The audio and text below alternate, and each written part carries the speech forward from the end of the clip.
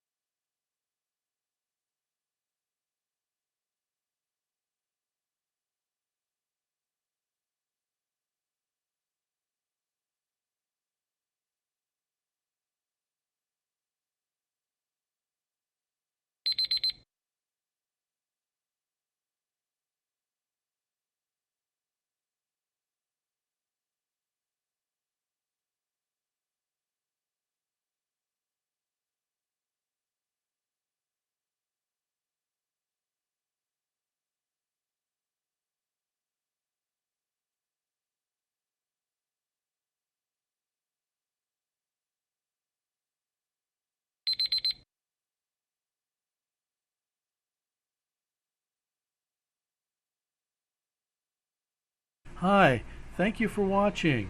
I hope the videos are useful for you. Please subscribe to my channel using the button below.